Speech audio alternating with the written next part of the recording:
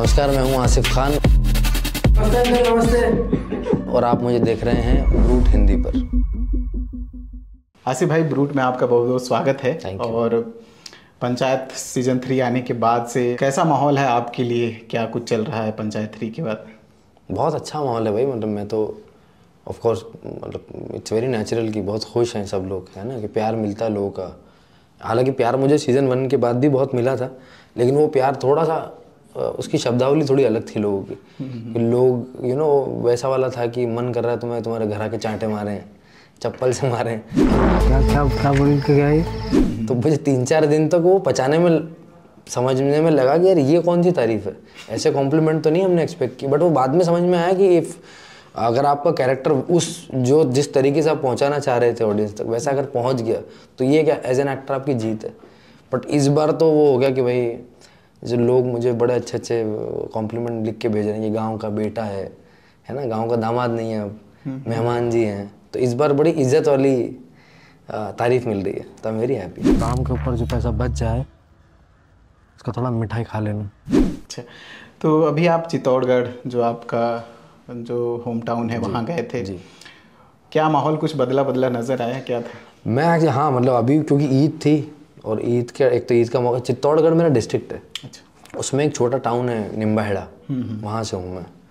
सो अभी जब वापस गया इस बार, तो हालांकि क्या होता है ना कि घर की मुर्गी दाल बराबर हो जाती है ना, कि काफ़ी 5-6 महीने कुछ नहीं आया अगर आपका काम, तो वो बार बार घर लोगों को डोज देना पड़ता है। अभी जब मैं दोबारा वापस गया तो जब लोग मिले बहुत सारे, तो अब ऐसे मिल रहे थे कि जैसे पहले कभी मिला ही नहीं मैं उनसे। कह रहे यार अरे तुम्हारा भी वो शो देखा ही देगा, जबकि वो हमेशा देखते हैं मुझे। तो मेरे होम टाउन में एक्चुअली क्या है ना कि जितने भी लड़के हैं सबके फ़ोन में नहीं तो भी कम से कम 4-4, 5-5 अलग अलग कपड़ों में मेरी फ़ोटो है उनके पास। तो अब उनको इतना फ़र्क नहीं पड़ता कि मैं कहीं भी जा रहा हूँ या कुछ भी कर रहा हूँ मैं अलग अलग। तो होम टाउन में क्या है बेसिकली कि जितने भी जो लड़के हैं उनके सबके फ़ोन में, किसी की शादी में या कहीं किसी के जन्मदिन में या सड़क पे चलते हुए, सबके फ़ोन में 2-2, 4-4 फोटोज़ हैं।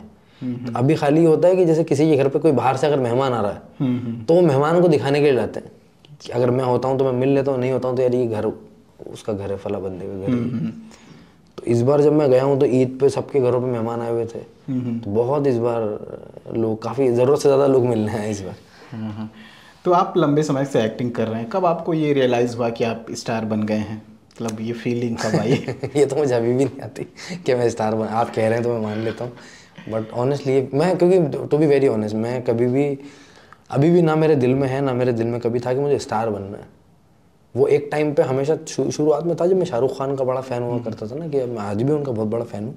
लेकिन जब मुझे एक्टिंग की ट्रेनिंग नहीं थी, मुझे एक जो आपने कहा कि स्टार और एक आर्टिस्ट के बीच का फ़र्क नहीं समझ में आता था, तब तक मुझे लगता था कि यार स्टार बनना है ना, घर के बाहर निकलूँ तो लोग होना चाहिए। फिर जब थिएटर किया, अच्छे राइटर्स को पढ़ा मैंने, थोड़ा लिटरेचर पढ़ा, तो मुझे फिर जाके समझ में आया कि अगर आप एक बेहतरीन कलाकार हो, अगर आप अच्छा काम करते हो अपने, और वो आपकी लिमिटेड ही अगर ऑडियंस है उनका प्यार मिल रहा है, तो दैट इज़ इनफ। तो वो स्टार बनने वाला तो नहीं है अभी। अच्छा। नहीं, फिर भी मतलब आपको कब ये रियलाइज़ हुआ कि आप फेमस हो गए? ये मुझे मतलब ना बहुत ऐसे तो इन जनरल पता लगता है, धीरे धीरे आपके बारे में बात होती है। तो ये एक्चुअली हुआ जब नया नया शो रिलीज़ हुआ था, ये अपना जमतारा जब रिलीज़ हुआ तो पहली बार मुझे याद है, आराम नगर एक एरिया है बॉम्बे में, तो एक मेरा दोस्त टाटा नैनो गाड़ी लेके आया था। उसने बोला चलो इसमें घूमते जाके आज। तो टाटा नैनो में हम घूम रहे थे, तो एक लड़के ने आके ऐसे हाथ दिखा के गाड़ी रुकवाई, तो मेरे को लगा कि कटवट मार दिया शायद। तो डर गया मैं तो अंदर से। मैंने कहा तू कैसे चला रहा भाई, ढंग से गाड़ी चला। तो ऐसे ग्लास के पास उन्होंने उतारिए, आप पत्रकार है ना जमतारा वाले? मैंने कहा हाँ, फ़ोटो लीजिए हमारे साथ एक। तो पहली फ़ोटो जो है वो फ़ैन सेल्फी वैसे हुई है। तो वहाँ मुझे लगा कि यार, मैंने कहा लोग सड़कों पे जान रहे हैं मुझे।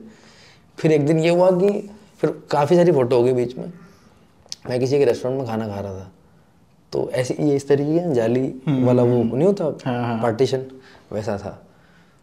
तो जो मेरे पास वाले में जो खाना खा रहे थे, उस लड़के ने कुछ ऐसा हाथ निकाल के ऐसा फ़ोटो लेके उसने सोशल मीडिया पर डाला, तो मुझे समझ में आया, मैंने कहा लोग ऐसे भी फ़ोटो लेते हैं। यानी कि लोगों को लगता नहीं कि अरे यार अब शायद शर्म के लिए अप्रोचेबल नहीं है शायद। तो तब मुझे लगा कि हाँ, मुझे रैंडमली लोग जान रहे हैं। वो एक मोमेंट था। फिर इंडिया में काफ़ी सारे लोग मेरे को मिलने लगे, काफ़ी हर जगह वो आम हो गया थोड़ा सा, हाँ जहाँ भी जा रहे हैं तो लोग पहचानते हैं धीरे धीरे के पहले शुरू में लोग ऐसे पहचानते हैं, आपको कहीं देखा है, टीवी में आते हो क्या आप, है ना, वो वाले कौन से सीरियल में थे आप, हम 5 में थे क्या, वो कुछ भी random, you know, Tarak Mehta में तो नहीं आते तुम। तो ऐसे, तो फिर धीरे धीरे लोग, फिर वो थोड़ा और आपने काम किया तो लोग, अरे आप वो वाले सीरियल में आप आते थे, मिर्ज़ापुर में आए थे आप, वहाँ से चलते चलते फिर वो और जब काम किया तो अब लोग जब मिलते हैं तो वो पहचान लेते हैं आपका नाम आसिफ खान है। तो वो उसमें थोड़ा सा तो टाइम लगा, लेकिन अब जाके जो है लोग, मैं कहीं भी जाता हूँ तो, अच्छा मेरे लिए सबसे बड़ा शौक ये था कि एक फिल्म करने के लिए मुझे लंदन जाना था लास्ट ईयर, वो मेरा पहला था कि मैं किसी यूरोपियन कंट्री जा रहा हूँ। तो बॉम्बे एयरपोर्ट में मिलने लगे मुझे लोग, काफ़ी सारे लोग मिले, और ये मुझे पता है तो अपनी कंट्री से मिलेंगे ही लोग। मैं लंदन पहुँचा हूँ भाई, और मैं ऑलमोस्ट 1.5-2 महीना रहा हूँ वहाँ पे, एक भी दिन ऐसा नहीं गुजरा कि मुझे कोई मिला नहीं वहाँ पे, एक भी दिन ऐसा नहीं गुजरा। तो एक बार तो हम लोग आयरलैंड में, मेरे को तो उतनी ज़्यादा इंग्लिश आती नहीं है, तो क्या हुआ कि मैं उस पर था, क्या कहते हैं उसको, इमिग्रेशन पे, मैं इमिग्रेशन पे इधर करवा रहा हूँ और वो सामने भाई साहब बैठे हुए पूरी इंग्लिश में बात कर रहे हैं, what is your purpose for the visit, ये वो, मैं काँप रहा हूँ नीचे से कि मेरे मुँह से कुछ गलत ना निकल जाए कि अगर इसने अगर एक बार मना कर दिया तो यहाँ से वापस कौन जाएगा। और मेरे पास में से बंदा गुजर रहा है और उसने बोला कि, अंग्रेजी में बोला उसने कि आप खड़े रहना पड़ता है ना, उसने बोला कि आपको कुर्सी ऑफर नहीं की क्या इन लोगों ने, तमीज़ नहीं है इन्हें, ऐसा बोल के निकल गया। मैं सोच रहा हूँ, मैंने पता नहीं कौन है क्या बोल के गया। तो मेरे जो दोस्त था साथ में, उसने फिर मुझे बोला कि अरे वो तुमको पंचायत के लिए बोल के गया, कुछ बाहर लगवाइए इमिग्रेशन पे आयरलैंड में।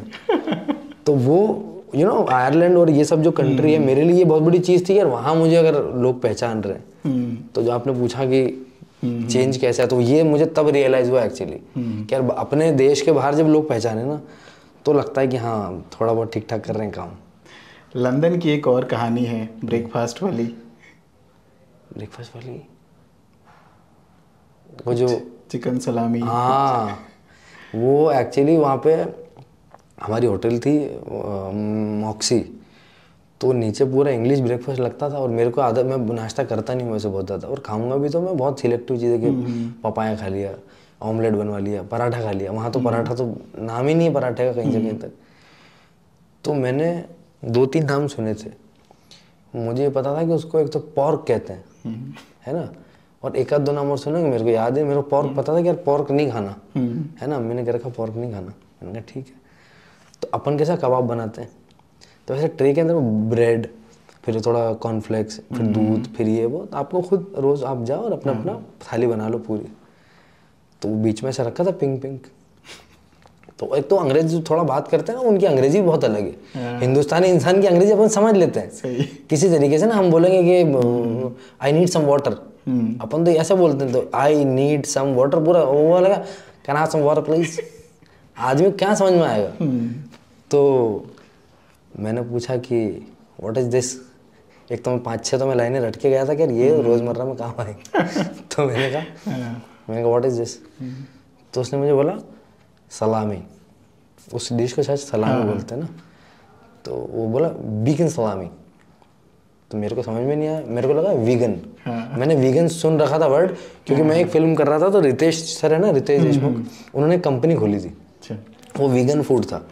तो वो सारी चीज़ें पेड़ पौधों से बनती, लेकिन लगता है ऐसा कि आप नॉनवेज खा रहे हो, तो मुझे ये पता था। तो उसने बोला बीकन सलामी, मैंने सुना वीगन सलामी। मैंने कहा लाओ। तो मैंने ऐसा रखा, अब उसको भी पता नहीं कैसे खाते होंगे लोग। मैंने बकायदे पहले तो एक ब्रेड लिया, फिर मैंने उसको बीच में से काटा, फिर मैंने उस पर जैम जूम जो इतनी चीज़ पूरा मैंने वो प्रॉपर अपना हिंदुस्तानी वाला, तो मैंने उसके बीच में वो रखा, ये किया वो किया। तो मेरा दोस्त आया और वो ऐसे देख रहा था, ये क्या है, ये क्या। मैंने कहा वीगन खाना भी है, कह रहा वीगन नहीं है, सुअर है ये। तो दोस्त ने बचा लिया, मेरे दोस्त ने मुझे बचा लिया, वरना उस दिन मैं खा लेता। अच्छा, चलिए लंदन से वापस लौटते हैं राजस्थान की तरफ। शुरुआती दिनों के बारे में थोड़ा बताइए, आप स्कूल में कैसे थे और सीमेंट फैक्ट्री से निकल करके बाकी सारी चीज़ें। जेके सीमेंट का क्या कुछ आपसे क्या ताल्लुक़ है? जेके सीमेंट से ताल्लुक़ है कि हमारे अब्बा जेके सीमेंट में काम करते थे, और मेरा जो शहर है निम्बाहेड़ा, अगर आप उसके बारे में गूगल पे अगर आप पढ़ोगे तो वो इंडिया का सीमेंट हब है। सीमेंट हब है। वंडर सीमेंट वहाँ पर है, जेके सीमेंट वहाँ पर। जेके सीमेंट की 3 फैक्ट्री एक्चुअली, वंडर की भी 3 हो गई अब। लाफार्ज एक बहुत बड़ी कंपनी जो वर्ल्ड वाइड वो है, वैसे काफ़ी सारी 8-10 फैक्ट्रीज हैं वहाँ पे। तो अब्बा भी काम उसी में करते थे। प्लस फिर उसके बाद ये हुआ कि उन्हीं का एक स्कूल है कैलाश विद्या विहार, जहाँ से मैं पास आउट हूँ। तो मैं भी उस स्कूल में पढ़ता था। अब वो CBSE स्कूल था और हमारे शहर का इकलौता सा स्कूल था जहाँ पे सारे सब्जेक्ट। तो आप बता रहे थे शुरुआती दिनों के बारे में। तो बेसिकली जो जिस फैक्ट्री में अब्बा मेरे काम करते थे, JK सीमेंट फैक्ट्री। क्या काम करते थे वैसे आप? वर्कर थे वो। अच्छा। उसमें नॉर्मल वर्कर थे, मतलब थे वो 8th क्लास के बाद उन्होंने स्कूलिंग की नहीं, बट क्योंकि इतने साल काम कर लिया था उन्होंने, तो एक टाइम के बाद उनको इतना मशीनरी सारी समझ में आने लगी थी कि फिर जो बीटेक इंजीनियर वाले जो बच्चे नए लगते वो उनके अंडर में काम करते थे, वो सिखाते थे उनको। पैकिंग प्लांट एक चीज़ होती है सीमेंट फैक्ट्री में जहाँ पैक होती है सीमेंट। उस पूरे प्लांट के अंदर जो 2-3 हमारे वहाँ की लैंग्वेज में बोलते हैं परमानेंट वर्कर। परमानेंट वर्कर जो होते हैं मतलब वो इंजीनियर के मुकाबले के लोग होते हैं, उनको काम इतना आता है। तो जैसे मेरे अब्बा ने 40 साल काम किया उसमें, तो वो पूरा पैकिंग प्लांट के अंदर का सारा इंतज़ाम देखते थे वहाँ पे। तो उन्हीं वो जो कंपनी है JK सीमेंट, उसी का स्कूल था कैलाश विद्या विहार। उसमें मैं पढ़ा हूँ, मेरे भाई पढ़े। अब हमारे साथ दिक्कत क्या थी कि मेरा इंग्लिश में हाथ शुरू से बहुत तंग रहा है बहुत, और वो स्कूल वो वाली थी कि जिसमें सिर्फ हिंदी और संस्कृत, ये 2 ही सब्जेक्ट थे जो अंग्रेजी में नहीं थे। अब एक तो हमें कोई अगर हिंदी में अगर मैथ्स पढ़ाए ना तो मुझे समझ में नहीं आए, और इंग्लिश तो फिर इंग्लिश में मैथ्स है, अलजेब्रा, LHS, RHS, फलाना ढीम, मैं कहाँ पढ़ूँ यार ये सब। तो ये था। तो पढ़ाई मेरी नहीं अच्छी थी शुरू से, तो मतलब ये ऐसा था कि किसी ना किसी तरीके से धक्का लग के, कभी ग्रेस लग गया, कभी ये लग गया, वो करके मैं पास तो हो जाता था। तो मेरे अब्बा के साथ क्या था कि उनको अब ट्रॉफी तो अब आई है, उस समय ना शील्ड आती थी। शील्ड पता है आपको? हाँ। वैसे ब्राउन कलर की होती है लकड़ी की, उसके ऊपर ऐसे करके वो मिलती थी पहले एथलीट को ना। बहुत शौक था मेरे अब्बा को, बहुत ही ज़्यादा दीवाने थे वो उसके। तो एक बार मेरे किसी एक रिश्तेदार के घर गए हम लोग, तो उसको शील्ड मिली थी किसी चीज़ पे। तो मेरे अब्बा ने कहा ये मुझे दे दे। मैंने कहा ये देने की चीज़ थोड़ी होती है, दे दे, मैं इसके बदले तुझे कुछ और शोपीस ला देता हूँ। उनके लिए तो शोपीस ही था वो। कह रहे बोलने का नहीं, मेरे को मिला है, कॉम्पिटिशन में जीता है मैंने। तो उनको गुस्सा आ गया इस बात पे। तो उनकी ऐसा एक चीज़ थी कि कुछ भी हो गया तो तुमको क्यों नहीं आती ये चीज़। घर में अगर पानी की मोटर भी खराब हो गई ना तो हमें फुटबॉल बना देते थे कि तुमको क्यों नहीं आता है ठीक करना। उनको लगता था कि मेरे बच्चों को सब आना चाहिए। तो घर आके बड़े नाराज़ हो गए कि तो मेरे भाई को और मुझे, हम दोनों, कि तुम लोगों को क्यों नहीं मिलता है सब। तुमको तो मैं तो टॉप के स्कूल में पढ़ाता हूँ, है ना, मैं तो अपने सारे सेक्रीफाइस कर रहा हूँ, तुम लोग इतना, तुम्हें ये सब चीज़ें क्यों नहीं आती, तुम रेस में पार्टिसिपेट क्यों नहीं कर रहे, तुमको डांस क्यों नहीं, तुमको ये क्यों नहीं आता, तुम वो क्यों नहीं, फुटबॉल टीम में क्यों नहीं हो। तो मेरा बड़े वाले जो भाई थे वो थोड़े टैलेंटेड थे, तो रिले रेस होती है ना, डंडा लेके भागना होता है, मेरा भाई उसमें फर्स्ट आ गया। अब वो फर्स्ट आया तो उसको उस साल क्या, हमारे स्कूल में नया सिस्टम आ गया था उस टाइम कि अभी बच्चों को ट्रॉफी नहीं दी जाएगी, अभी उनको ज़रूरत की चीज़ देने लग गए वो लोग। तो बैडमिंटन रैकेट हो गया, ये हो गया, वो हो गया, ऐसे सब चीज़ें मिलने लग गई। तो उनको और ऐसा हो गया कि यार ये सब क्या है, फेंको इसको, कोई चीज़ है ये, शील्ड लेके आओ, शील्ड इंपॉर्टेंट होती है। तो मेरे को उन दिनों डांस का शौक लगा नया नया। तो क्या हुआ, मेरी लाइफ में पहली बार डांस कॉम्पिटिशन में पार्टिसिपेट किया मैंने। और कहो ना प्यारे फिल्म आई थी नई नई, तो मेरे घर के सामने एक लड़का रहता था, मैंने उसको, वो इकलौता था तो वो कुछ भी चीज़ मांगता था ना तो जल्दी आ जाती थी उसके घर में। मैंने बोला, मैंने कहा पिक्चर आई ऋतिक रोशन की, उसकी कैसेट लेके आते हैं, तेरे घर पर टेप भी है, तो कैसेट उससे मंगाई मैंने, क्योंकि स्कूल में जमा करानी थी कि जिस गाने पर डांस करोगे, तो उससे कैसेट वैसेट मंगाई, वहाँ लेके गया, जो भी ईद के कपड़े थे पहन वहन के गया, डांस वांस किया और उन्होंने 3rd प्राइज़ दे दिया मेरे को उसमें। मैं खुश, मैंने कहा इस साल तो मज़ा आ जाएगा भाई, एक छोटी वाली तो मिल ही जाएगी। अब मैं जब जिस दिन गया वो लेने के लिए, प्राइज़ लेने गया, तो उन्होंने मुझे दी राज्यपाल की Hindi to English dictionary prize में। मैंने कहा इसको से लेके जाऊंगा तो मेरा मुंह मार देंगे मेरे पापा, क्या है ये, हटाओ इसे, फेंक दो इसे। तो फिर खैर धीरे धीरे भाईजान को मिलने लग गई। उनको ऐसा कि तुझे क्यों नहीं मिलती, अच्छा तू पढ़ाई में भी अच्छा नहीं है, तब तू अगर पढ़ाई में अच्छा नहीं है तो कम से कम कुछ और तो कर, क्रिकेट खेल, फुटबॉल खेल, रेस में पार्टिसिपेट, कुछ तो कर, ट्रॉफी तो लेके आनी पड़ेगी। अब वो प्रेशर इतना ज़्यादा था मेरे ऊपर उस चीज़ का, हालांकि वो कम उम्र थी मेरी। तो मेरा एक दोस्त था क्लास में, गौरव, उसको भी शायद घर में यही सब चीज़ें बड़ा देखनी पड़ रही होंगी। तो उसने मेरे को यार कि अपना जो म्यूज़िक रूम है ना, उसमें खिड़की है, उसके पास में एक डब्बा रखा हुआ है। तो वहाँ क्या होता था कि जैसे जो ट्रॉफी टूट गई किसी का हो गया, तो वो एक डब्बे में पैक करके रखते थे उसको। तो वो एकदम, और हमारे स्कूल में ना वो क्या बोलते हैं उसको, ग्रिल थोड़ी चौड़ी चौड़ी थी उसकी बिल्कुल, और हम दुबले पतले से इतने कुपोषण के मरीज तो थे। तो उसने कहा कि वहाँ से आज 2 ट्रॉफी निकाली जाएगी आज। मैंने कहा ठीक है। शुरू में मुझे डर तो लगा, बट मैंने कहा यार ये इतनी जिल्लत से तो बच जाएंगे अपन। तो मासूमियत भी थी बचपन में, इंटेंशन कोई ऐसा चोरी वाला तो रहा नहीं। तो हम गए, हमने छुट्टी हुई जब स्कूल की, तो उसने हाथ डाला अंदर, और उसने बड़ी, आपने वो देखी कि गोल वाली थी, मोर बना होता है बीच में, उसने वो निकाली। कि मैंने कहा भाई मेरा बाप मुझे देखते जान से मार देगा, फर्स्ट तो तू आ ही नहीं सकता। मैंने फर्स्ट वाली मत निकाल, मैंने कहा मेरे लिए थर्ड वाली निकाल। तो उसने एक वो बड़ी ऐसी शील्ड निकाली, वो खुद रख ली। एक इतना बड़ा कप निकाला उसने, ऐसा लोटस सा बना हुआ था, वो निकाला, बोला ये तू रख ले। तो हमने जैसे तैसे करके जोड़ जाड़ के घर लेके गया, मैं बड़ा ऐसा सजा के। मैंने कहा पापा, तो पापा ने कहा क्या है ये? मैंने कहा रेस में थर्ड आया हूँ मैं। अब उसमें गलती क्या की मैंने कि हमारे स्कूल से जब कुछ ट्रॉफी मिलती थी ना, तो ऐसा नीचे उसमें यहाँ पे स्कूल का नाम लिखा होता है, वैसे पूरी स्टिकर लगी होती है ना, कैलाश विद्याविहार फला फला डिम का, उसमें कुछ नहीं लगा हुआ। तो उनको भी पता नहीं क्या लगा, उन्होंने लेके और रख दिया टीवी के ऊपर। तो कुछ 5-7 दिन निकले, तो हमारे इंग्लिश के टीचर थे आरिफ सर, उनको कहीं से पता लग गया अच्छा कि 2 लड़कों ने ऐसे ऐसे करके स्कूल से ट्रॉफी गायब करी। उन्होंने अगले दिन बुलाया हमें, और ऐसा कॉरिडोर था हमारे स्कूल में, म्यूजिक रूम के जस्ट बाहर।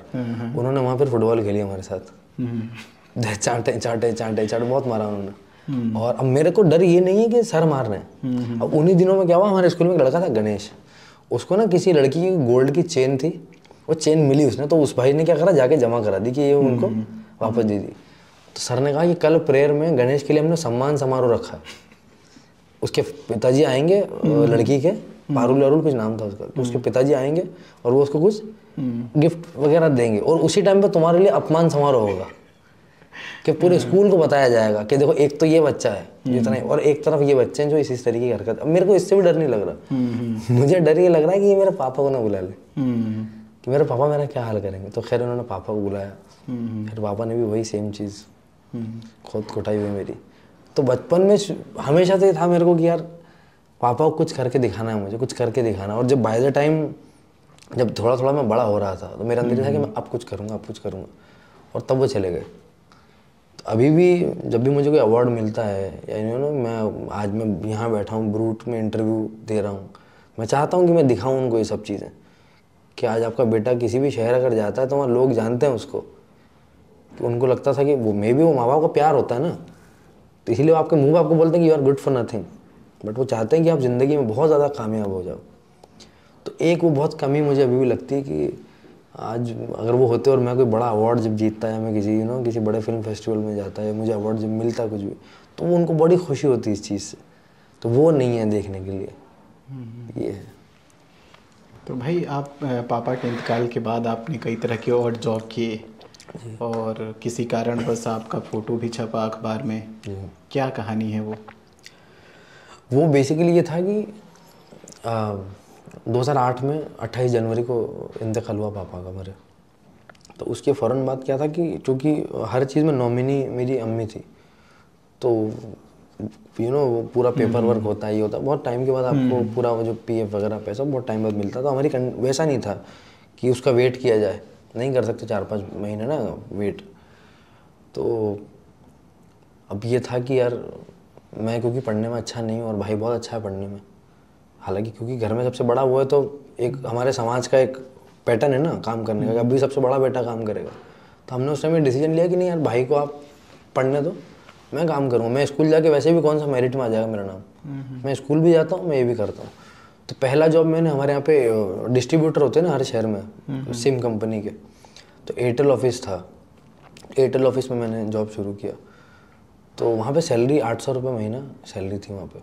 उसमें ये होता था कि आपको क्या होता है, हम सिम कार्ड जब खरीदते हैं ना, हम कभी फॉर्म नहीं भरते पूरा, तो एक बंदा रखते हैं वो लोग, अच्छा। वो हर एक रिटेलर की दुकान पर जाएगा, वहाँ से फॉर्म कलेक्ट करेगा, आईडी जो देता है कस्टमर, उस आईडी को पिन करके उसकी सारी डिटेल आपको फॉर्म में भरनी है, फिर आपके सील ठप्पे सारे आपको लगाने, रात को आपको पूरा उसका एनवलप बना के और अपने डिस्ट्रिक्ट ऑफिस पे आपको भेजना पड़ता है। ये काम था मेरा। तो मेरा अपून का ये था कि यार 5-5:30 बजे डाक निकल जाती है, तो मैंने कहा मैं 1 बजे तो स्कूल से फ्री होऊंगा, तो नहीं कर सकता। तो मैंने गवर्नमेंट स्कूल में एडमिशन लिया, वो 12 से 4-5 की स्कूल थी, मैं आखिरी 2 पीरियड पढ़ता ही नहीं था। तो सुबह जाता था 9 बजे, 11:30 तक काम, फिर वहाँ से स्कूल, फिर स्कूल से 4:30 बजे निकले, फिर वापस पूरा काम 6:30-7 बजे वो डाक वाक ख़त्म करके मैं फिर घर जाता था।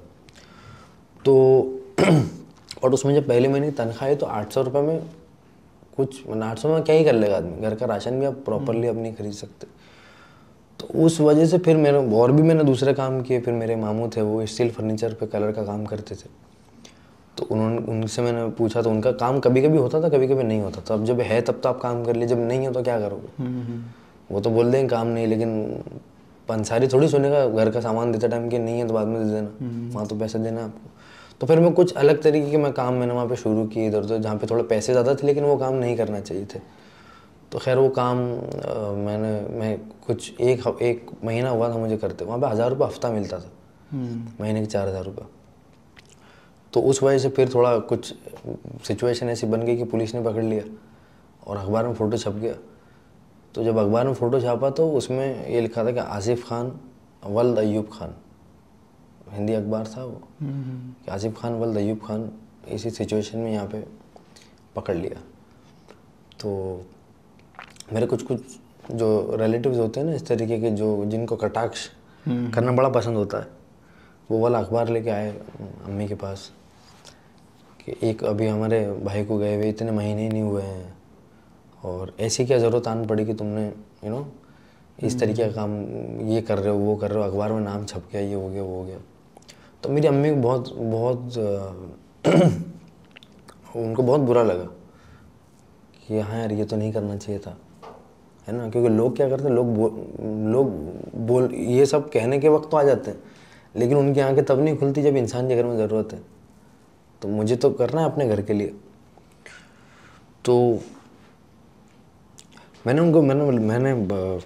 भी क्योंकि थोड़ा इमोशनल था अपनी माँ के साथ, तो मैंने अम्मी से वादा करा था। मैंने कहा अम्मी मैं ज़िंदगी में ऐसा काम करूँगा कि अखबार में बहुत नाम छपेगा मेरा, ऐसे नहीं छपेगा अब कभी। अब जब भी आप पढ़ोगे तो आप इज़्ज़त के साथ छपेगा अब। तो जब ऑलमोस्ट 8-9 साल बाद, नहीं 2008 की बात ये है, और 2019 में फ़िल्म आई थी मेरी। 2019 में जब फिल्म आई थी तो टाइम्स ऑफ इंडिया के फ्रंट पेज पे, पूरे पेज पे फ़ोटो थी मेरी।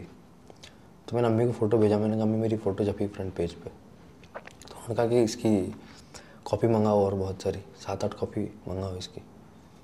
तो कॉपी मंगा के मैंने दी, तो अम्मी ने उन सब जो लोग आए थे उनके घर भेजी फिर वो कॉपी कि मेरे बेटे का फ़ोटो यहाँ छपा है आज।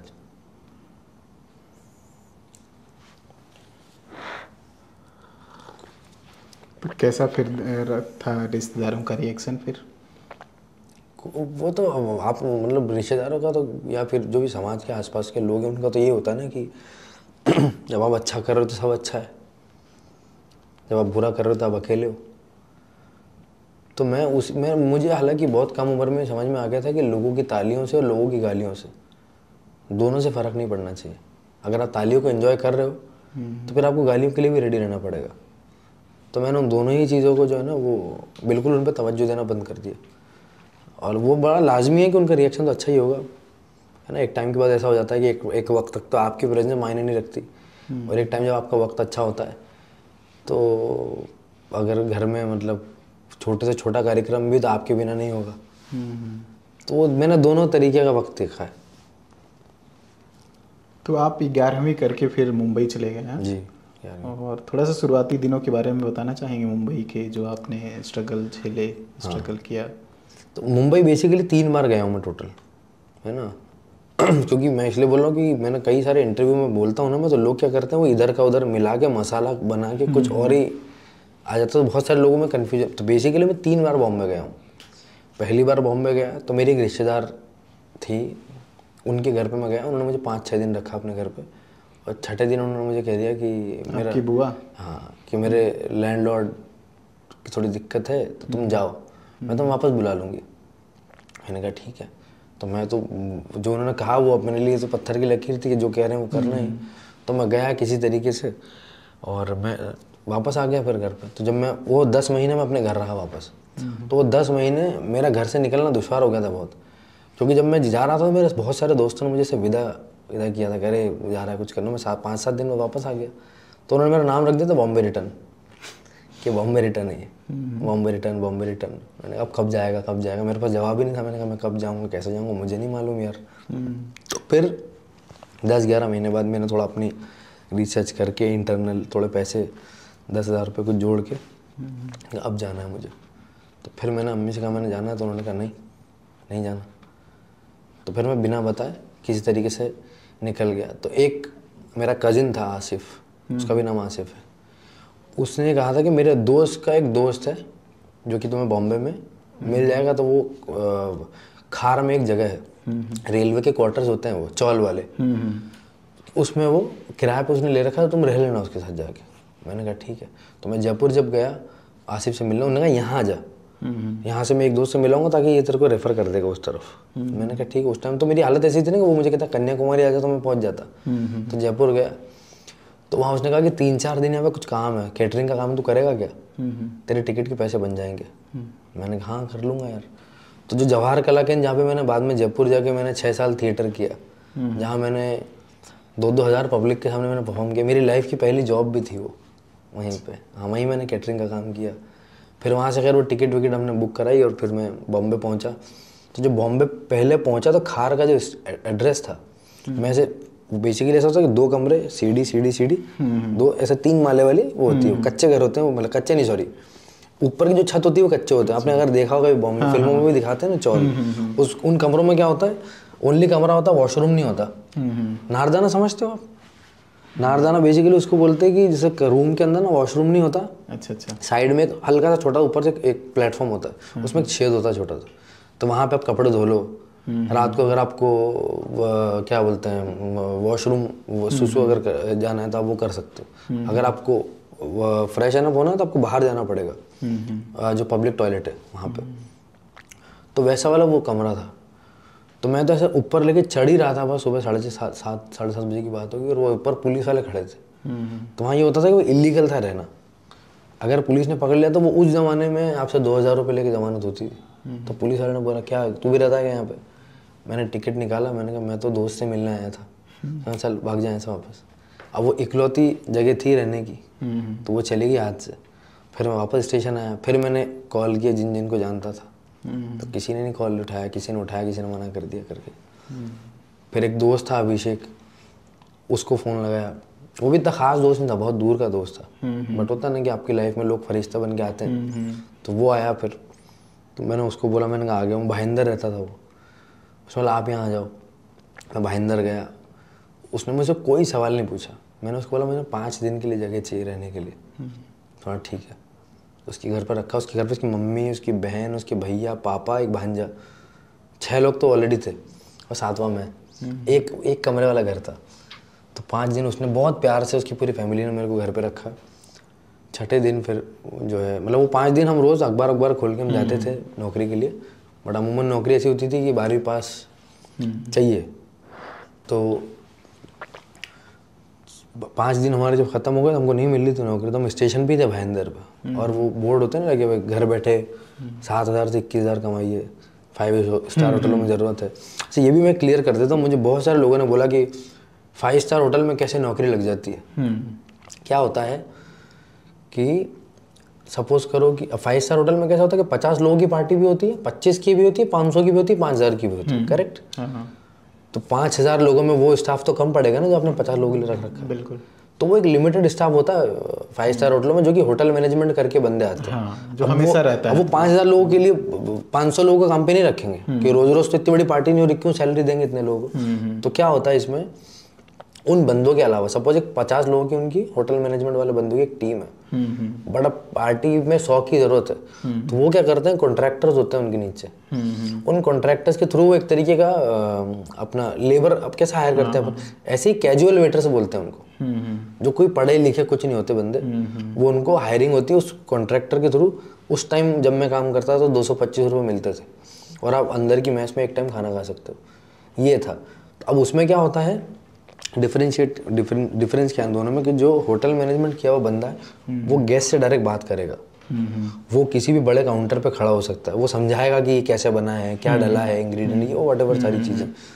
जो कैजुअल वेटर जो हम लोग थे, हमारे 2 ही काम मोस्टली होते थे। एक तो इवेंट शुरू होने से पहले जो सेटअप हो रहा है तो सपोज कि अगर 30वें माले पे 300 कुर्सियाँ पड़ी तो वो कुर्सी नीचे लानी है, टेबल लानी है ना, वो हो गया। ग्लास साफ वो हो गया। जब पार्टी चल रही है तो आपको क्लियरेंस करना है, लोग जो प्लेट छोड़ दिया था आपको उठा उठा के अंदर ले जाना है। या फिर स्टार्टर का वो पकड़ा देते थे हमारे हाथ में, एक 5-7 किलो का इतना बड़ा वो होता है और उसमें ना एक इतना बड़ा डब्बा आता है, उसमें पता नहीं क्या जेल होता है, तो आप आग लगाओ तो आग लगी रहती है उसके अंदर। तो वो लेके आपको घूमना होता है। हम लोग अभी जब मैं पार्टी में होता हूँ ना, मेरा इतना दिल ऐसा अंदर से हो जाता है कि वो बंदा खड़ा होता है और हम कहते हैं आराम से उठा के। आपको पता है वो जो हाथ में होता है प्लेटर,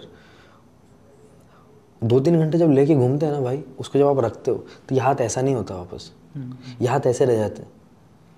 5-6 किलो वजन होता है उसमें कम से कम, और आप 3-3.5 घंटे आप घूम ही रहे हो। और एक बंदा होता है उसमें टीम लीडर की पोस्ट पे, उसका काम ही यही है कि उसको कोई भी बंदा खड़ा हुआ नहीं दिखना चाहिए। आप मौन में नहीं रह सकते, आपको चलते रहना है, बस चलते रहना, चलते रहना, चलते रहना, ऐसा हो जाता है। मतलब हम उसको ऐसे 2 सेकंड की रखते भी थे ना, तो ऐसा रिलैक्स करने के लिए, तो आ जाता है, चलो उठो, खड़ो हो जाओ, खड़ो हो जाओ, खड़ो हो जाओ। सॉरी। तो उस तरीके का सेटअप था होटल में। तो मैं क्या बता क्या रहा था, मैं भूल गया। हम लोग शुरुआती दिनों के ही बारे में बात कर रहे थे कि मुंबई आप 3 बार गए और फिर तो ये होटल वाला काम हम चलता रहा, होटल का काम हम हुआ। फिर उसके बाद बीच में मेरे को ये होटल का काम नहीं जमा, तो इनऑर्बिट मॉल है मलाड में, बॉम्बे में, तो वहाँ पे मैंने इंटरव्यू दिया।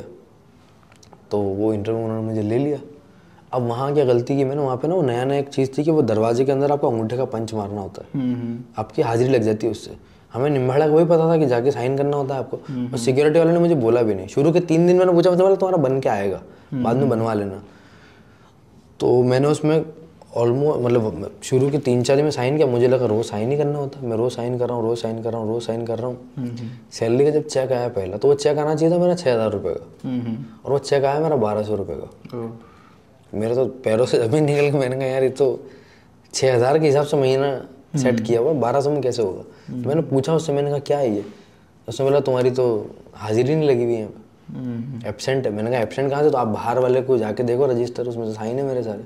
उन्होंने हालांकि बाद में चेक किए तो साइन थे, बट प्रोसेस है ना कंपनी का। उन्होंने कहा अभी इतने दिन में भी लेटर लगेगा, फिर ये फला मैनेजर साइन करेगा, फिर ढीम का मैनेजर साइन करेगा, फिर वहाँ से वो पैसे कंपनी का अपना, तो अभी लगेंगे इसमें 8-10 दिन। मैंने कहा 8-10 दिन में वो जहाँ खाना खाता हूँ उसको कैसे बोलूँगे 10 दिन बाद पैसे आएंगे, भाई तो 10 दिन नहीं खिलाएगा वो, तो है ना। सारी जो चीज़ें वहाँ, तो वॉशरूम जाने के लिए 5 रुपये देना पड़ते हैं रोज़, कहाँ से लाऊँ, क्या बोलूँ उसको कि मेरा कोई खाते थोड़ी चलते हैं जगह जगह। तो इसी तरीके की अलग अलग जो है सिचुएशन, काफ़ी बार सिचुएशन बनी बहुत सारी। करते करते फिर मुझे जो है लोगों के थ्रू कुछ कास्टिंग कोऑर्डिनेटर्स मिले, तो उन्होंने फिर समझाया बाद में कि ऐसे नहीं होता है, मतलब एक्टिंग नहीं आती है आपको, आप जिसको एक्टिंग बोलते हो मिमिक्री कहते हैं इसे, तो आप मिमिक्री करते हो, आप थिएटर करो। तो फिर मैंने कहा थिएटर कैसे करें, कहाँ करें। मैं शाहरुख खान का फ़ैन था, तो मैं बैरी जॉन की एक्टिंग स्कूल गया सबसे पहले। मैंने उनको जाके जो रिसेप्शन पे जो बैठती थी महिला, मैंने उनको कहा मैंने एडमिशन लेना है, तो उन्होंने फॉर्म दे दिया। मैंने कहा फॉर्म का क्या करूँगा, पैसे थोड़ी मेरे पास। मैंने कहा नहीं ऐसा नहीं होता। तो वहाँ से फिर उन्होंने मना कर दिया। फिर मुझे सेकंड पता लगा अनुपम खेर का भी एक्टिंग स्कूल है, वहाँ पे भी मैं गया, है ना। अब मुझे बहुत सारे लोग बोलते हैं वहाँ तो स्कॉलरशिप होती है, मेरे को नहीं बताया किसी ने। अगर होती है तो फिर मेरे जैसे बच्चों को मिलना चाहिए थी, है ना। टीवी में बोलने से कुछ नहीं होता, अगर है तो फिर आप 2 बंद हो गए। वहाँ जो आपका रिसेप्शन में बंदा बैठता है उसको मुझे बताना चाहिए था कि यार ये नहीं, ये प्रोसेस है, आप इसी तरीके से फला दिन पे आओ, ऐसे स्कॉलरशिप मिलती है। मुझे उस वक्त समझ में आया कि यार यहाँ पे बिना पैसे के कुछ नहीं होता, बिना पैसों में खाली कुदरती सांस ही मिलती है आपको, क्योंकि पानी भी खरीद के पीना पड़ता है। तो नहीं हो पाया। फिर वो मैंने फिर अपने दोस्तों को पूछा, मैंने कहा और कहाँ जाएं कि जहाँ की ज़िंदगी थोड़ी सस्ती हो, यू नो, खर्चा कम हो। फिर एक दोस्त है मेरा सलीम, तो उसने फिर बताया कि जयपुर में हो सकता है यार, तो जयपुर में पता किया। फिर हमारा एक दोस्त था छोटू, वहीं रहता था वो, उसके घर पर रुके 3-4 दिन जाके फर्स्ट में जयपुर में। फिर वहाँ एक डायरेक्टर थे, वो पहले तो हाँ सॉरी हमको ये मेरे को ये लगा कि स्कूल होता है प्रॉपर। तो रविंद्र मंच के बाहर जब हम गए तो गार्ड साहब बैठे थे बाहर, हमने उनको कहा कि प्रिंसिपल का ऑफिस कहाँ है, तो उन्होंने कहा प्रिंसिपल का ऑफिस कहाँ है, मतलब हमने कहा प्रिंसिपल कहाँ बैठते हैं, मतलब ये मुंबई से लौट के आने की बात, जयपुर की बात है। अच्छा हम इधर वापस लौटेंगे, लेकिन एक और कहानी जो इन दिनों काफ़ी वायरल है आपके बारे में कि आपने सैफ और करीना की शादी में बर्तन धोए थे, वो कब की है भाई?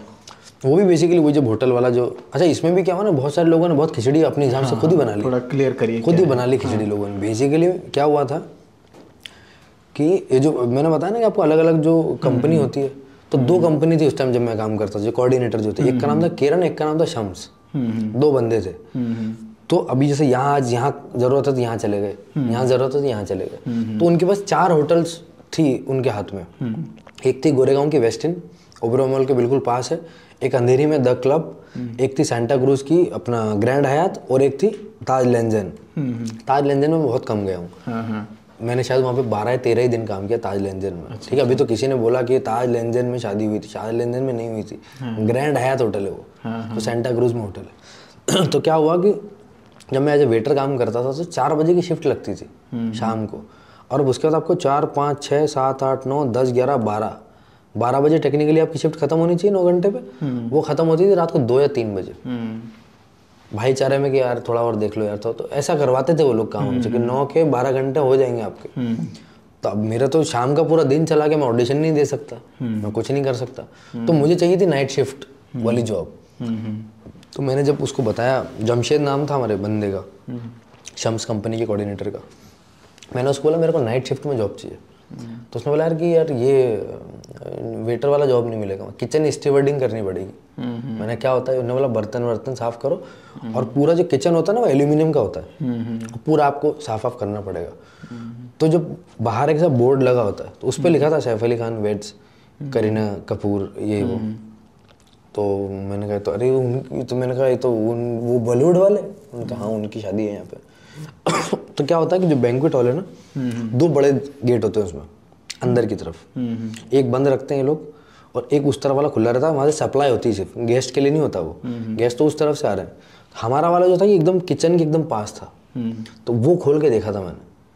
तो अभी बहुत सारे न्यूज़ में लोग कह रहे हैं कि सैफ अली खान करीना कपूर के साथ फोटो, नहीं उनके साथ फोटो नहीं खिंचानी थी मुझे। मैंने कहा था अमिताभ बच्चन बैठे थे सामने, मैंने अमिताभ बच्चन को देखा था, अमिताभ बच्चन, श्री अमिताभ बच्चन है यार, वो हमारे बाप के भी हीरो हैं, है ना, सबके सुपरस्टार हैं वो। उनको देख के मैं एकदम ऐसा हो गया था, मैंने कहा मैंने अपने मैनेजर को तब जाके बोला था, मैंने मुझे खाली 1-2 मिनट के लिए जाने दो, मैं अमिताभ बच्चन को एक बार देख लूँ, एक बार, मैं खाली फोटो में मत खिंचाने दो, मैं खाली ऐसे पैर छू के हाथ मिला के आ जाऊँगा। तो उन्होंने मना कर दिया कि नहीं अलाउड ही नहीं है। आपको पता है ना 5 स्टार होटल में बहुत सारे ऐसे रूल होते हैं कि सपोज ये टेबल है, 2 लोगों को इस टेबल को उठाना है, आप गेस्ट के सामने नहीं जा सकते उठा के लिए, नहीं लेके जा सकते। जिस गेट से गेस्ट एंटर करता है आप वहाँ से एंटर नहीं कर सकते। इतने रूल्स एंड रेगुलेशन होते हैं वहाँ पर। जैसे मुझे बहुत सारे लोगों ने लिख के भेजा कि अरे इतना क्रूर क्यों था तुम्हारा मैनेजर, कि उसने नहीं, क्रूर नहीं है वो उसकी वो रूल्स है ना, रूल है ना वो। अभी मैं अगर एयरपोर्ट पे अगर 5:05 की फ्लाइट है तो मैं थोड़ी मजा कर रोऊंगा, नहीं मैं 5:15 पे आऊँगा आज। रूल्स तो रूल है वही, वो तो रूल वैसे ही रहेगा। तो वैसे वो बेचारा अपनी जॉब को फॉलो कर रहा था, तो वो उस वजह से थोड़ा ये भी आई थिंक अब जो लोग ये देखेंगे उनका थोड़ा क्लियर हो जाएगा, है ना। तो बाद में आपकी मुलाकात हुई कि नहीं कभी सैफ और करीना से, हुआ कभी? नहीं, कभी नहीं हुई। तो आप मिलेंगे तो ये सब जिक्र करेंगे? देखो आई थिंक उन तक पहुंच जाएगी मेरे मिलने से पहले ये बात। अभी तो क्योंकि बहुत मेरे को इतने सारे लोगों ने भेजा है, मुझे लग रहा पहुंच गई होगी। हाँ, क्योंकि वो काफ़ी वो जो पहले किसी को पता नहीं था ये सारी चीज़ें। और जब नहीं होटल के तो मेरे बहुत सारे एक्चुअली ऐसे मेरे सबसे दिल के करीब जो मेमोरी है, आपने कहा ना उनसे मिले कि नहीं मिले, तो जिनसे मिला उनका बताता हूँ। तो 2012 में मेरी one of the most favourite film, वो फिल्म देख के मैं ऐसा हो गया था कि यार मैं इस फिल्म का पार्ट क्यों नहीं हूँ, गैंग्स ऑफ वासेपुर। कि अब तो मैं ज़िंदगी में कभी नहीं बन सकता इसका पार्ट, अब क्या करूँगा मैं, ये तो फिल्म बन चुकी है। अब एक ही लक्ष्य है कि इस आदमी के साथ काम करना है, अनुराग कश्यप या नवाज भाई या मनोज, इन लोगों के साथ जो भी मिल जाए। तो मैं जब होटल में काम कर रहा तो GQ अवार्ड होता है बॉम्बे में, है ना, वही सेम सिचुएशन, उसी आई थिंक शादी से पहले की बात है, बाद की बात है, मुझे याद नहीं अभी। वही सेम मेरा वही का वही जॉब, मैं वो जो जॉब कर रहा हूँ। और उस दिन मैंने 3 एक्टर्स को देखा, अजय देवगन, काजोल मैम, इन 2 को देखा। उनको पता नहीं कुछ जोड़ी वाला अवार्ड मिला होगा या किसी को देने आए होंगे, मुझे याद नहीं वो। उस साल GQ man of the year award मिला था नवाज भाई को। ब्लैक कलर का सूट वूट पहन के आए थे वो एकदम। और मैंने अभी कुछ दिनों पहले पिक्चर देखी थी बस। अब आप समझ रहे हो कि जिसने नवाज भाई को फैजल खान वाले रोल में देखा, एकदम नवाज भाई को जब वो सूट बूट और एकदम ऐसा देखेगा तो है ना कि वो लगता है ना कि ये तो सपना ही सच हो गया एकदम। तो मैंने कहा अरे यार ये तो नवाज भाई है और उनका अवार्ड मिल रहा है। तो उस बात को गुजर गया 10 साल।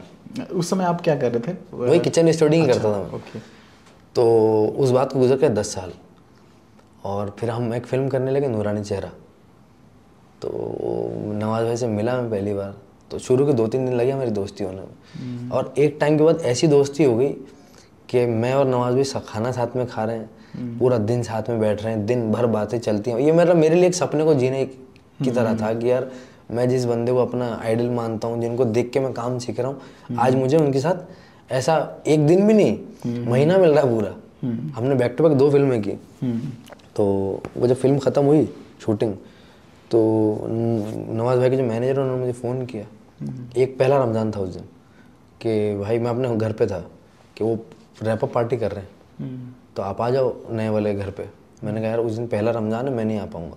तो मेरे कहने पे उन्होंने पूरी पार्टी को 4 दिन आगे बढ़ा दिया कि वो आएगा तभी करेंगे। ठीक है, 4 दिन बाद भी मैं टिकट विकेट अपना हुआ और मैं बॉम्बे आ गया, पार्टी में गया मैं। तो हम बैठे थे बात कर रहे थे ऐसे। तो नवाज भाई ने कहा आओ ऊपर चलते हैं। तो जैसे हम ऊपर गए तो उनके घर पे एक छोटी सी गार्डन है और उस गार्डन में ना किसी वॉल पे उन्होंने ऐसा अलग अलग जगह पर अवार्ड रख रखे। तो वो वाला अवार्ड था, फिर उन्होंने उतार के वो देखा, तो उस अवार्ड को हाथ में लिया मैंने। तो हम दोनों मैं तो बहुत ज़्यादा इमोशनल मोमेंट था मेरे लिए। मैंने उनको बताया, मैंने कहा भाई 10 साल पहले ये अवार्ड मेरे सामने मिला था और आज मैं थोड़ा बहुत कहीं अपनी ज़िंदगी में इस काबिल बना हूँ कि मैं यहाँ खड़ा हूँ इस वक्त आपके साथ, वही चीज़ को मैं हाथ में लेके। तो मेरे लिए ये जो चीज़ें होती है ना, इनको अचीवमेंट मानता हूँ मैं। ज़रूरी नहीं कि आपको कोई बहुत बड़ा सम्मान के मिल जाए, वो नहीं। ये जो छोटी छोटी खुशियाँ होती है, मेरे लिए ये बहुत बड़ा अचीवमेंट है। होता ना कि आप कि कोई किसी इंसान, आप किसी चीज़ को लेके गम में हो और उस वक्त मैंने आपको खाली ये बोल दिया कि भाई बताओ क्या दिक्कत है। मैंने आपकी ज़िंदगी में कोई बदलाव नहीं ला रहा हूँ मैं, ना पैसे से ना किसी चीज़ से, लेकिन मैंने खाली सुना आपको। हर इंसान को 2 कहानी तो चाहिए आजकल सुनने के लिए, जो किसी के पास नहीं है। क्यों? क्योंकि हर इंसान को बोलना है, बताना है, सुनना किसी को नहीं है। तो ऐसे में कई बार हुआ है मेरे साथ कि मैं अपना कोई दोस्त परेशान है और मैं जाके उनके साथ बैठा, मैंने कहा बताओ क्या दिक्कत है, और मैंने 2 घंटे मैंने सुना, उन्होंने बोला। और उसके बाद जो होता है ना, इंसान एक थोड़ा हल्का दिल हो जाता है उसका। या वो इंसान जो अभी थोड़ी देर पहले बहुत ही गमगीन था, अभी एकदम थोड़ा हंस रहा है, खेल रहा है। ये मैं इन सब चीज़ों को बहुत अचीवमेंट मानता हूँ अपनी। ये हर इंसान को ट्राई करना चाहिए कि जैसी मदद की बात आती है ना, तो हम सोचते हैं यार मैं कैसे मदद करूँ, मेरे पास क्या है देने को। आपके पास बहुत कुछ है। आपके पास ये जो 2 कान है, ये बहुत बड़ी अलामत है, ये बहुत बड़ी, कि आप इससे किसी की क्या मदद कर सकते हैं आपको पता नहीं है। क्योंकि हर इंसान के दिल में बहुत कुछ भरा है, वो उसको चाहिए कोई सुन ले आके। एटलीस्ट ये आप कर सकते हो। तो ये प्रैक्टिस मुझे लगता है सबको करना चाहिए। बिल्कुल। वापस लौटते हैं जयपुर। जी। जब आपने थिएटर शुरू किया जी, तो 4-5 साल 5 साल आपने थिएटर किया। जी जी। तो जब तीसरी बार आप मुंबई गए, जी। फिर उसके बाद क्या हुआ? पहला ऑडिशन कैसे मिला आपको? और उससे पहले मैं ये जानना चाहूँगा कि आप कास्टिंग भी करते थे, वो वाला काम आपको कैसे मिला? जी, तो बेसिकली मेरे जो थिएटर ग्रुप के लोग थे, वो एक एक करके बॉम्बे जाना शुरू हो गए थे और वो मुझे पूछते थे तुम कब आओगे, तुम कब आओगे। तो मेरे साथ क्योंकि और भी काफ़ी सारी चीज़ें जुड़ी हुई थी अपने घर की, तो एक टाइम के बाद जैसा कि मैं जयपुर और निम्बाड़ा आता जाता रहता था। मुझे उधर भी देखना होता था और इधर भी देखना होता था। तो प्लस ऑफकोर्स क्योंकि थिएटर आपने कर लिया, आपके पास ट्रेनिंग आ गई, बट स्टिल थिएटर में पैसा तो है नहीं। तो हम जयपुर में भी हम थे, तो हम वहाँ पे जैसे एक चैनल चलता था हमारे यहाँ पे ETV राजस्थान, उस पर एक शो आता था दास्तान जुर्म। तो उसमें क्या होता है ना, वॉइस ओवर चलता है पीछे और पूरी वो विजुअलाइज कहानी, तो मैं वो वॉइस ओवर करने जाता था। वो किया। फिर एक चैनल चला जी मरुधरा, उस पर एक सीरियल आने लगा कलेक्टर साहब। वो ऐसा क्राइम पेट्रोल टाइप का था वो। तो उसमें 500 रुपये पर डे मिलते थे उसमें। अगर एक स्टोरी मिल गई तो आप 5 दिन का काम हो गया आपका। तो ऐसे ऐसे करके छोटा मोटा काम मिलने लगा। ये एक्टिंग से पहली कमाई थी जी, ये एक्टिंग से पहली एक्टिंग की पहली, कैमरा एक्टिंग की अगर आप बात करोगे तो पहली मेरे ख्याल में कलेक्टर साहब। हाँ, 500 रुपये पर डे था वहाँ पे। तो हालांकि मेरे साथ एक चीज़ बड़ी अच्छी ये हुई ना कि मैंने यूनिवर्स से जब मैंने मतलब मैं ऐसा जब चाहता हूँ ना कि ये चीज़ हो जाए, हालांकि ऑफकोर्स आपका हार्डवर्क है उसमें, मुझे मिल जाती है वो चीज़। मैंने पहले चाहा मैंने कैमरा पे एक्टिंग करनी है मुझे, तो मेरे 2-3 दोस्त थे, उनको ना सीरियल मिल गए थे वहाँ पे परमानेंट वाले रोल टाइप। तो वो बड़े खुश थे। मैंने कहा हमें को नहीं मिला यार, हमारे लिए तो है ही नहीं, वहाँ पे तो एकदम फिजिकल ब्यूटी ज़्यादा इंपॉर्टेंट होती है ना टीवी सीरियल्स में। तो तभी मेरा एक दोस्त, हम वो चल रहा था राजस्थान फिल्म फेस्टिवल, उसमें उसने कहा अरे वो एक सीरियल आया ऐसा कलेक्टर साहब, उसका ऑडिशन चल रहे हैं दाना पानी पे जयपुर में, जाओ। मैं गया तो अगले दिन रात को फ़ोन आ गया उनका कि तुम्हारा ऑडिशन बहुत ज़्यादा अच्छा तो नहीं लगा हमें, फिर भी हम तुम्हें लीड दे रहे हैं इसमें। वो भी इसलिए ऐसा बोलते हैं कि पैसे ना मांग ले। अच्छा। हाँ, तो मैंने कहा ठीक है, बोला 500 रुपये मिलेंगे पर डे। तो वहाँ से ये मेरी पहली कमाई थी। फिर वो खैर दोस्त बॉम्बे आने लगे, तो मैं सबसे लास्ट में आया हूँ बॉम्बे, और मैं 1-1.5 महीना घूमा, क्योंकि 1-1.5 महीने मेरे पैसे जो 5-7 हज़ार मेरे पास थे वो सब ख़त्म हो गए, घर का किराया, ये खाना पीना, ये सारी चीज़ें। तो तब 4 बंगलो म्हाडा करके एक एरिया है बॉम्बे में, सोसाइटी वाले घर होते हैं वहाँ ग्राउंड फ्लोर पे, उसमें एक कमरे में हम लोग रहते थे 6-7 लोग। तो वो हुआ तो 1-1.5 महीने मुझे ये भी समझ में आ गया था कि यार ऐसे काम होगा नहीं। उससे भी इम्पोर्टेंट है कि सर्वाइवल के लिए पैसा तो चाहिए। अब की बार अगर घर गए तो शायद वापस भी ना आने दें घर वाले। तो मैं घूम रहा था आराम नगर में, घूमता मैंने कहा आज थोड़ा रिस्क लेते हैं। तो मैंने पहले सोचा था मैंने क्या काम करूँ, एडी करूँगा तो कुछ सीख नहीं पाऊँगा, पता नहीं शायद सीखने देंगे पाऊँगा या क्या, जो भी है, और डायरेक्टर मुझे बनना नहीं है। ऐसा क्या काम करूँ कि जो अभिनय के आसपास रखे। तो फिर कास्टिंग का डिसीजन लिया, तो सीधा ऐसा कंपनी कास्टिंग पे, अभिषेक बनर्जी और अनमोल आहूजा, ये मेरे मेंटर हैं दोनों, उनकी कंपनी है। तो उनके पास गया मैं सीधा, मैंने कहा काम चाहिए मेरे को। मैंने कहा मुझे अंग्रेज़ी नहीं आती, लैपटॉप नहीं आता, ये नहीं आता, वो क्या आता है तेरे को। मैंने कहा मेरे को थिएटर किया मैंने 5 साल। तो उन्होंने एक कास्टिंग चल रही थी, उन्होंने कहा ये लाओ। तो मैं नाम वाम लिख के ले आया, ऐसा फ़ोटो निकाल के रख लिया उन्होंने। तो वो जॉब मैंने सोचा था कि कुछ टाइम करूँगा, बट वो की मैंने 2.5 साल, ऑलमोस्ट आई थिंक 10 से 12 फिल्मों की कास्टिंग की मैंने।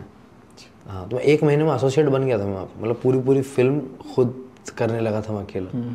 तो वो 2.5 साल, उसके बीच मैंने बहुत ऑडिशन दिए इधर उधर, तो उसमें छोटे मोटे रोल भी बहुत सारे मिल दूसरों के ऑडिशन लेते थे और देते भी थे। हाँ, तो एक्चुअली मैं आपको बताऊँ ना तो मैंने एज एन एक्टर उस कास्टिंग के प्रोसेस में बहुत सीखा है।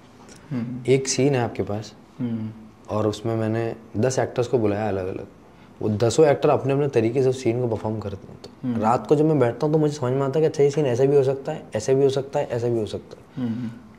तो मैं तो हर एक, जितने भी जो भी लोग हैं जो एक्टिंग फील्ड में कुछ करना चाहते हैं, मैं उनको ये हाईली रिकमेंड करूँगा कि आप ऑफ कैमरा कुछ ना कुछ तो करो, एटलीस्ट 1 साल।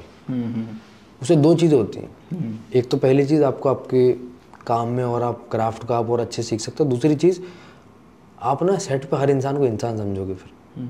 फिर क्या ना कि आप सेट पे अच्छा बनने की एक्टिंग नहीं करनी पड़ेगी आपको, जो आजकल लोग करते हैं ना, अरे दादा नहीं, आपके अंदर से निकलेगा वो। जब आप कैमरे के पीछे खड़े होकर काम करोगे ना, तो जब आपको मौका मिलेगा कैमरे के आगे आने का, तो आपको ये समझ में आएगा कि जब आप ही तीर नहीं मार रहे हो। आपका लाइट मैन अगर अच्छे से लाइट सेट, अभी हम यहाँ पे इंटरव्यू क्यों कर पा रहे हैं कि किसी ने मेहनत करी है ना, ये कैमरा कोई लगा के गया, वो भाई खड़े हैं लगा के, है ना, उन्होंने चाय भी रखी, सब सुंदर है। अब सारा क्रेडिट ले जाएंगे हम दोनों। बिल्कुल। तो आपको एटलीस्ट जनता ना दे कोई बात नहीं, वो ठीक है, बट एटलीस्ट आपके दिल में होना चाहिए कि सब इक्वली काम कर रहे हैं, हर इंसान आर्टिस्ट है। मैं ये मानता हूँ, ये मैं बोलता भी हूँ कि हमारे सेट पे काम करने वाला हर इंसान आर्टिस्ट है। आर्ट डायरेक्टर और एक्टर और डायरेक्टर आर्टिस्ट नहीं होते। स्पॉट दादा अगर एक दिन शूटिंग पे नहीं आया, आप शूटिंग करके दिखा दो। आपको खुद जब बोलना पड़ जाए ना, आप उठ के पानी पियो, सेल्फ सर्विस। तो लोग तो मैंने देखा है शूटिंग सेट पे होता है ना कि वहाँ कुर्सी पड़ी आँख के सामने, यहाँ खड़े हो जाते हैं वैसे करके, अब कोई आएगा और ला के देगा। ये जो एटीट्यूड है ये ख़त्म हो जाता है आपका जब आप ऑफ कैमरा काम करते हो। तो ये मैंने अभिषेक सर से, अनमोल सर से, उन सब से मैंने ये चीज़, उन लोगों ने मुझे ये मैं बहुत ही देहाती किस्म का गया था बॉम्बे, मुझे एक्चुअली जो बहुत सारी जो तमीज़ तहजीब जो सिखाई है वो अभिषेक सर, अनमोल सर ने सिखाई है कास्टिंग के जो मेरा प्रोसेस था उसके दौरान। थिएटर की सबसे अच्छी बात आपको क्या लगी? थिएटर की सबसे अच्छी चीज़ मुझे लगती है डिसिप्लिन सिखाता है आपको, है ना, और इक्वालिटी सिखाता है। अभी जब हम बात कर रहे थे ना, मैंने कहा हम तो थिएटर खुद ही खाना भी ले रहे हैं, सब ये भी कर रहे हैं, टाइम पे आते हैं, टाइम पे जाते हैं। रिहर्सल अगर 5 बजे की तो 5 ही बजे पहुंचना है। शूटिंग की तरह नहीं कि 6 बजे भी आ रहे हैं, 6:30 बजे भी चले आ रहे हैं, वो नहीं है। तो डिसिप्लिन आपको बहुत सिखाता है। और ऑफकोर्स क्राफ्ट पर आपकी जो पकड़ है वो मुझे लगता है कि उसके लिए एज एन एक्टर के लिए थिएटर बेस्ट चीज़ है सीखने के लिए। आपने कई सारे कैरेक्टर किए हैं, ऐसा कौन सा कैरेक्टर है जो आप दोबारा करना चाहेंगे? दोबारा करना चाहूँगा, आई थिंक पाताल लोक, कबीर एम जो कैरेक्टर है, अगर वो और डिटेल अगर उस तरीके का मुझे मिले करने का, मुझे बड़ा मज़ा आता है जब कोई चीज़ मुझे चैलेंज करती है ना। मुझे कि हर एक्टर को, आई थिंक जो भी एक्टर एक्टिंग करते हैं उनको सभी को ये होता होगा कि कुछ ना कुछ नया मिले जो कि नया चैलेंज करे अपने आप को। तो वो आई थिंक अभी तक मेरी जो भी छोटी मोटी फिल्मोग्राफी रही है उसमें वो एक कैरेक्टर था जो मुझे लगा कि पर्सनली कि वो ठीक ठाक हुआ है थोड़ा। अच्छा, आप इसके बारे में बताना चाहेंगे तो ये बताइएगा कि अब तक की सबसे हाईएस्ट आपकी कमाई एक्टिंग से कितनी रही? कितनी रही ये तो अभी तो बहुत नहीं देते हैं लोगों को पैसे ज़्यादा मतलब अभी भी पता है ऐसा होता है कि चलो मैं फिगर तो नहीं बोलता हूँ बट मैं आपको ऐसे बता देता हूँ कि अभी भी ये होता है जो मुझे नहीं समझ में आता कि बहुत लोगों को काम करना होता है आपके साथ बट लोग कहते हैं पैसे नहीं है। क्यों ऐसा? मुझे आज तक एड वर्ल्ड में स्पेशली होता है कि जैसे ही कोई न्यू कमर भी है और अगर वो फिजिकल ब्यूटी अगर उनकी गोरा फेस और अच्छी बॉडी है ना, ऑटोमेटिकली वो वाले ऐड में उनको पैसा दिया जाएगा। और आप कितने भी अच्छा काम करते हैं, आप कुछ भी हो, जहाँ आपके थोड़ी थोड़ी आप थोड़ा एवरेज लुक्स हैं आपके, जैसा मैं हूँ सामान्य लुक वाला कोई इंसान मेरे जैसा कोई भी है, तो ऑटोमेटिकली उनका पैसा ही नहीं होता। ये मुझे इसका लॉजिक मुझे आज तक नहीं समझ में आया, इसका लॉजिक क्या है। तो ये होता है बहुत यार, अभी भी बहुत बड़ी दिक्कत है कि मुझे आए दिन फ़ोन आते हैं लोगों के और वो फिर वही बोलते हैं सर बहुत अच्छा रोल है, बहुत अच्छा ये है वो है, पैसे नहीं है सर हमारे पास। तो पैसे तो लोगों के पास आज भी नहीं है देने के लिए। बहुत सारे काम मैंने ऐसे ही किए हैं, मतलब समझ लो आपके, मतलब थैंक यू वेरी मच मैं कर दिए काम बहुत सारे। तो आप एडवर्टाइजमेंट इसी वजह से बहुत कम मैं नहीं करता, हाँ एडवर्टाइजमेंट करता ही नहीं हूँ मैं। मुझे एक तो वो समझ में नहीं आता कि वो कई बार कहते हैं कि आपको बहुत पसंद आया, डायरेक्टर को और प्रोड्यूसर को दोनों को पसंद आ गया, फिर उसके बाद क्लाइंट को भी पसंद आएगा। तो जो इतने सारे लोग हैं ना जो टिक मार्क बनाने वाले, मैं उनका हाथ जोड़ लेता हूँ कि भाई मैं एक्टर हूँ, मैं सामान बेचने वाला आदमी बाद में बनूंगा, जब फेमस थोड़ा ज़्यादा हो जाऊँगा तब सीधा ब्रांड एम्बेसडर ही बनूंगा फिर। तो आप अपने आने वाले प्रोजेक्ट्स के बारे में बताइए, क्या चल रहा है, किस पे काम कर रहे हैं? हाँ बेसिकली 3-4 फिल्में हैं जो कि ये साल और अगले साल रिलीज़ होंगी। उसमें एक फिल्म अभी कल आज ही सुबह डेट अनाउंस हुई है, ZEE5 पे फिल्म आ रही है काकुदा, वो फिल्म है। सोनाक्षी सिन्हा, रितेश देशमुख, साकिब सलीम और मैं, हम 4 लोग हैं इसमें। हॉरर कॉमेडी है ये। आदित्य सरपोतदार डायरेक्टर हैं इसके, जिन्होंने अभी हाल में मुंजिया एक फिल्म आई है, वो फिल्म उन्होंने डायरेक्ट की है, वो आने वाली है। उसके बाद एक फिल्म है द वर्जिन ट्री, उसमें संजू सर के साथ काम किया मैंने, संजय दत्त वो हैं, मोनी रॉय हैं, सनी सर, सनी भाई। और उसके अलावा फिर नवाज भाई के साथ 2 फिल्में हैं, नूरानी चेहरा है एक है सेक्शन 108, और एक इंडिया की फर्स्ट 1 टेक फीचर फिल्म की है मैंने, कॉमेडी फिल्म। इंडिया में आज तक 2 घंटे की फीचर फिल्म नहीं बनी 1 टेक विदाउट एनी कट। तो वो जम्मू कश्मीर में शूट की हमने। तो वो मैं और एक एक्टर है ऋत्विक धंजियानी, हम दोनों उसमें मेन कैरेक्टर प्ले कर रहे हैं। ये है बस फिलहाल अभी 4-5 प्रोजेक्ट हैं, तो ये आने वाले वक्त में रिलीज़ होंगे। बस आखिरी सवाल है, उसके बाद ख़त्म करते हैं। जब से रील की दुनिया आई है ना, हर कोई रील की, हाँ रील की, तो हर कोई अपने को एक तरीके से समझता है कि यार वो एक्टिंग कर रहा है या वो एक्टिंग कर लेगा। जो एक्टिंग के फील्ड में आना चाह रहे हैं उनके लिए आपकी क्या सलाह है? मैं तो सबको यही सलाह देता हूँ, पता नहीं सलाह सुन के भाग जाते हैं, आते नहीं वापस। क्योंकि कई सारे बंदे मुझे मैसेज करते हैं कि भैया मेरी रील देखो इसमें 10 मिलियन व्यूज़ आ गए। तो मैं उनको समझाता हूँ कि अच्छी बात है, बहुत ये भी बहुत एक नया मीडियम है, उसको इस्तेमाल करो जितना आप अपना जो भी उससे अगर आपको लगता है कि भाई मैं अपनी ज़िंदगी चला सकता हूँ, चलाना चाहिए, कोई बुराई नहीं है। लेकिन अगर आपको ये लग रहा है कि आप अभिनय में इससे आ जाओगे तो वो गलत फहमी है फिर आपकी। क्योंकि 30 सेकंड की वीडियो में और 2 घंटे की फिल्म में या 8 एपिसोड की सीरीज़ में बहुत अंतर होता है ना।